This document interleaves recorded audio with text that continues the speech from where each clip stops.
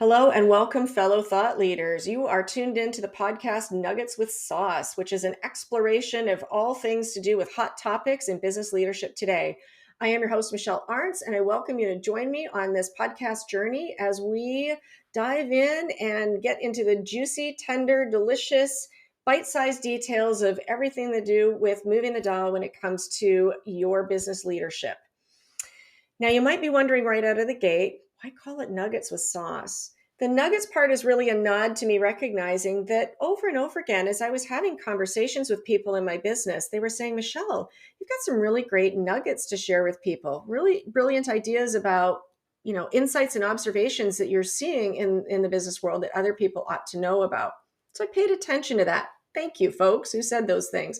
I also firmly believe in those conversations that I'm running across a lot of people who equally have great nuggets and things to share that I think help us in the space of leadership and development. So that's where the nuggets parts come from. And by the way, who just doesn't love a good, delicious nugget? They make a great snack. They're portable. You can mix and match all kinds of things. They're bite-sized and manageable, right? You don't have to worry about unhinging your jaw or making a mess of yourself to get some really good, tasty stuff.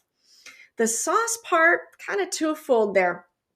I think of this, first of all, in terms of what's the flavor that goes with those nuggets? Is this something that's really kind of sweet and wonderful? Maybe it has a little tang to it, or maybe it's downright flaming hot and it's a really crazy topic that it might burn us a little bit, but you got to get in there and give that a whirl. So there's that part of the sauce. And then the other thing is, honestly, it's a nod to my personality. I think it's safe to say, anybody who really knows me, I'm a little bit of a saucy character, or sassy, depending on your accent. But the bottom line is, we're here to just kind of explore. I want to share stories with folks. I want to give ideas and inspiration to everybody in your journey in leadership. Things, again, that you can really sink your teeth into. And I firmly and truly believe that we will have a better world when we have better businesses, and better businesses start with better leaders. So that's a real passion and a purpose for me in this space. Of course, that's not going to mean that everything's going to be heavy duty and super serious, and studies say, right? This is also, as I think you can already tell, this is going to be a space where we're also going to have some fun and we're going to enjoy ourselves. Because if we're doing it right, leadership should also be a very enjoyable thing. We should want to get out of bed in the morning and say, yay, I'm leading people and I love it. So part of the focus here is giving you those kinds of saucy nuggets that are going to help you have more of those experiences more often. So I invite you to sit down, grab a seat at my virtual roundtable as we dig in to some very juicy conversations. I am going to be having episodes with special guests coming up.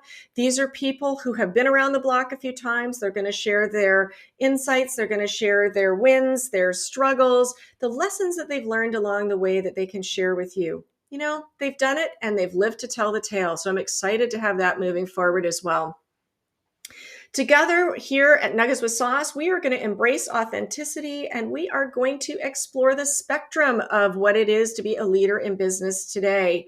This is all about making sure that you understand leadership can feel lonely, but trust me, you are not alone in what you're experiencing with this. So we're going to, basically hold hands in this virtual world and go on this journey together. So with all that said, let's dive in and let's get started with the first few nuggets for today. So I'd like to set the table with a few things just to, make sure you understand how I think, at least initially, we're going to make Nuggets with Sauce work. First and foremost, I really want to keep it real. This is about authenticity. Yes, we can see all kinds, we see influencers and we see airbrushing and we see all these wonderful people doing these perfect things. Ladies, you know what I'm talking about. Perfect's thrown at you about 52 times a day. That's all fine and dandy. We're here to just be real and be authentic, be our true selves. That might mean, by the way, warning, keeping it real and keeping it authentic might also mean that there will be some adult language involved. Sometimes the best way to say something is kind of the sharpest, tangiest way to say something. So if you are listening to this right now, maybe you're in the car or something, make sure that the kids are totally plugged in and completely oblivious to what's going on. If you're getting them to soccer practice or whatever, just be clear on that, because stuff pops out of our mouths, and I think it's okay. We're all grown-ups here, so I think we can handle it. But there is going to be that. And the other thing is, we're not going to word wash things here. I know there's, a line of thinking out there that says, don't use words like problem. Problem's really negative. Well, sometimes things just really are a problem in leadership and business. And I think we should call a spade when it happens. Again, out of respect for you, I think that you can handle it when we use words like that, if that's how we're seeing things. I think sometimes when we don't keep it authentic and real and we use these fancy pantsy terms to try to make ourselves feel better, it just glosses over the fact that damage is still being done, right? So, you can call it a blemish, but downright it's a pimple or a zit on you. So let's just get real and move on. That's what I'm talking about. So I think for what I'm going to share for some nuggets to get us going today, I think the sauce of the day today is going to be sweet and sour.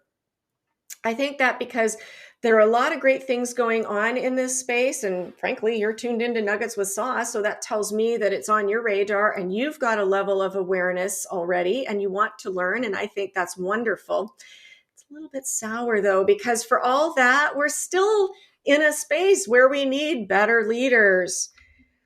And let me just very clearly as well share with you, I am being very deliberate when I interchangeably use the words leader and manager. Now, I fully recognize that, out there in the business world, we very clearly say leaders think and act differently than managers do. Totally get that. Do not disagree. That said, we should be in a space of saying we should expect all of our managers to be good leaders. They should be thinking and acting more like leaders.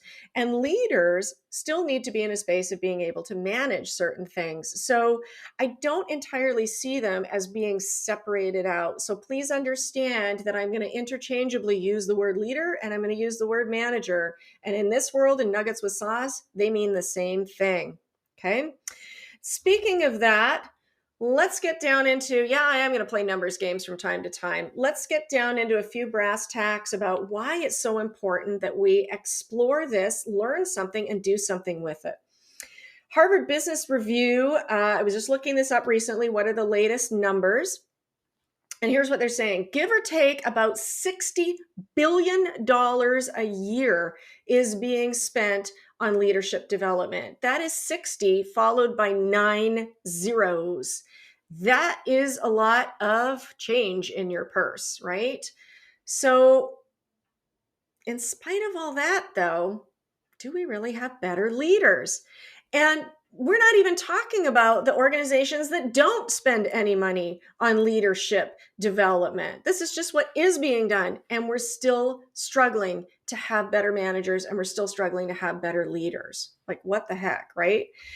And it's reflected in the fact that the folks at Gallup in their research tell us 58% of people who are in a management role have never been prepared for the job. That's basically 6 in 10 people never prepped for the job. And I think it shows, right? Take a quick moment. Don't go too far down the rabbit hole because it gets painful. But can you not think of a time when you had a bad boss, somebody who really made your life miserable at work or made other people miserable at work? Maybe you've even been that person before, right? I mean, we've all got those stories. We could spend the entire podcast doing nothing but commiserating over all these lousy experiences we've had. Well, guess what? It's not their fault. If we haven't set them up for this, then that's what we're going to get. And by the way, and I share this all the time with folks, if we were talking about 6 in 10 airline pilots never being prepared for the cockpit, would you fly? Or if we said that 6 in 10 medical professionals were never prepared, would you go in and trust your health with them or that of your loved ones? Absolutely not. Why is it on that level? It seems really like completely unacceptable. And yet when it comes to doing this in business, that's just the status quo. That's just how we do things around here. I'm telling you, the reaction we ought to be having is one of being horrified. This should be, alarm bells should be going off when we're saying that we don't have people prepared for leadership. We should be saying that that is one area where we absolutely say, nope, not going to happen. And it's not as hard as you think to move that dial. And again, throughout the podcast, we will be taking, bigger bites and deeper dives into all kinds of things around this. But it just makes me crazy to think that This seems to be the perfectly okay way to operate in the business world, and yet it makes zero sense anywhere else. So we need to cover that gap and get rid of that disconnect. And I always see in this space too, are we setting people up for success or are we setting them up for failure? Well, I think too often we're setting people up for failure. We should be making it easier for somebody to get it right than get it wrong. But if we're going to say that 6 in 10 people have never been given the opportunity to get it right or don't have those kinds of things in place, chances are, maybe they're not an outright failure, but they're definitely struggling. And again, that might be you. I mean, I know when I was in some management positions, and I mean, I had great leadership and a manager who was very supportive. I had access to all kinds of information and learning and development about these things.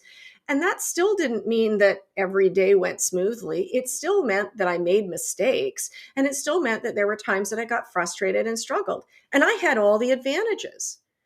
So, what's it maybe like for you or some other people in your organization who really just are below that line? They're not getting the success factor, right? I always say that, giving people these kinds of things is like throwing them in the deep end of a swimming pool and then asking them, "Do you like water?" Not a good dynamic for success, right? So, a lot of the focus here in Nuggets with Sauce is going to be how do we do things? How do we get smarter in our thinking and our action as leaders to help us do a better job of setting people up, including yourself as a leader, for success rather than feeling like a failure or getting yelled at because something didn't go the way that it ought to, and so on. And just as an example of this really struck me the other day. I like watching the Great British Baking Show or Bake Off, depending which side of the pond you're on. For those of you who aren't familiar with the show, yes, they have contestants come in. They've all been, vetted already for their ability to bake. So, I already was starting to think like, wow, this really is like the business world in some respects. But yes, it's baking in a tent. But, they've already been interviewed and screened like you would interview and screen candidates. And then they're brought in to, perform their tasks, right? And we all assume to a certain level they know what they're doing. And in particular, what struck me was the second challenge. They always have 3 baking challenges per episode. And the second one is always what they call the technical challenge. And so follow the mind leap here, but I really think that there's a lot of connections going on with what happens in the business world as we see it in the baking world on this show. So if you're not familiar with this, in the technical challenge, what happens is nobody has any idea what they're going to be asked to bake. So no rehearsals, no practice, don't have a clue what they're in for. So everybody's basically meant to be on the same level to get started. Let's call them the leaders of this. The judges on the show are the ones who, are asked to maybe give a piece of advice or something before the challenge commences. And as is typical, they're very cryptic and they don't really tell you anything useful. They'll say things like, timing is going to be really important, so be organized, or temperature really matters, watch what's going on. Have you ever felt like you got that kind of leadership input in your work and you're like, what the heck is that supposed to mean? Like, that's not even useful feedback. Okay, so that's right out of the gate. Then the judges leave the show. It's kind of like the leaders step back and say, hey, do your job, right? You're the manager. Okay, so the contestants start digging in, and half the time they're like, I've never heard of this recipe before. I've never made anything like this, or I've never done any of the components. And of course, they're not allowed to consult with each other. No, everything must be done in a silo, of course. I realize it's a competition, but how often do we treat our managers and our leaders like they're in a competition, even when they're supposed to be on the same team in the same company, right? So off they go and they try to make an effort. And for those of you who can't see the video here, this is a small sampler of what's supposed to happen on the back end of this challenge. Every contestant is going to put on a table their rendition of whatever it was on the challenge that they tried to make. This particular episode was supposed to be sticky toffee pudding with these little crisps propped up over them. And as you can see, if you're seeing this, some very different results landed on the table. Now, remember, everybody got the same recipe. Everybody got the same amount of time. Everybody got the same advice from the leaders, the judges. And yet we got wildly different results. Wildly different results. And this is pretty typical.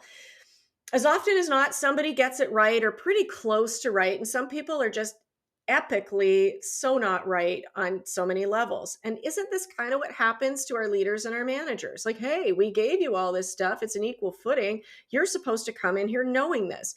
Just because some of these people have baked for years and they've still never done certain techniques or certain recipes. In the example I'm sharing here, one person in particular, of course, it was judged the absolute worst. In the picture, it really looks like a dark puddle of nasty goo. I don't know, gluey looking stuff. And the way the little triangular biscuits were presented was absolutely not even remotely what was expected. But how was this person supposed to know? The reason that they failed so badly in this case was they missed an instruction which didn't happen to be on the same page as all the other instructions on the recipe. She completely forgot a key ingredient because she didn't see that the key ingredient was listed. And she was so focused in her head on trying to do a good job. Again, does this sound familiar to anybody listening out there? She totally missed a critical step, and this is the best that she could produce. Now, again, from a management or leadership perspective, this is going on all the time. And then the worst of it is, and trust me, if you ever go out on the internet, and some people are obsessed, I'm not quite this far gone, but there's a lot of fans of British baking show, Bake Off, who get pretty riled up, kind of like I do, and sit there and say, it's really awful that then the judges come back in at the end of the allotted time and rip apart the results. Oh, well, this one's terrible. This tastes awful. You didn't get this right. This is not at all what we were looking for, et cetera, et cetera. Well, what did you expect? You didn't give them all the instructions. The recipes are always, by the way, deliberately done in a way that key details are missing, right? Like they won't tell you what temperature to cook something at or how long it should be done. Or they just say, make a certain ingredient, whether you know how to make it or not. They don't give the sub recipe instructions. And then the leaders, the judges come in and pick everybody apart for how they got it wrong. Now I realize this is entertainment on TV. I'm watching it, but I'm also bitching about it, aren't I? And viewers bitch about this. People have really ripped on this program saying, there comes a point at which even the viewing customer doesn't want to watch people set up for failure, which I found really fascinating. And yet, once again, we are living our daily lives at work, essentially doing what the baking show is doing, except we're doing it to human beings. I mean, here, what's the worst that happens? Okay, your toffee pudding or your cake or whatever it is didn't, come out the way that it was expected to. But what if it's not pudding or cake? What if it's people that we're impacting? What if it's people that we're not giving the right ingredients to? What if it's people that are an epic flop because of something that we didn't give to them? This is the stuff that just, yes, fires me up. And it makes me a little, it makes me a little sour, I have to say, that, it's entertainment over here, but it's real business in our world. And we're paying a price. All of us are paying a price for that kind of setup. And I really think that there's a lot better that we could be doing in this world, whether you are an aspiring leader or whether you are a leader, whether your title is manager or something else. If you are in a position to be responsible for other human beings, you want to set them up to get it right. You should, in the manner of speaking in the business world, you should be telling them what temperature and how long to run the oven. And you should be giving them the subset of instructions on how to make a custard if they've never made a custard before or whatever it is. What's the equivalent in your work world to this situation? Because if you're not thinking about that and you're not doing that on that level, then guess what? You have stuff that is literally unusable and may as well be, for all intents and purposes, thrown in the trash. This is hitting your customers. This is hitting your staff. This is hitting your business partners, right? Nobody wants to eat some of the stuff that's on the table when it's terrible. Nobody wants your goods and services when the same thing happens in the business world. So that's where I really see a connection there. And that's, truly a nugget that I wanted to share here today, because it just drives me crazy. I mean, I tell people all the time, I'm in waste management, just not the kind you'd initially think of. But it makes me crazy to realize how much waste comes from the mismanagement that we do in business when we're not thinking and acting like leaders, and we're not helping the people who are responsible in those roles to also know how to think and act like the leaders that we want and need them to be. So those are all those kinds of things that I'm going to be working on here as we go forward with Nuggets with Sauce. So I'll just wrap up quickly by saying, there's a lot of moving parts. It seems very overwhelming. If you're feeling that way, and sometimes your role as a leader is frustrating, I totally get it. Our purpose here in this program is to help connect those dots, unravel those things, and make sure that everything is working well for you, because ultimately I want to see each and every one of you walk away with some great ideas from here that help you be and do better in your role as a leader, as a manager. And that can't help but make your business a better one too. See you in the next episode.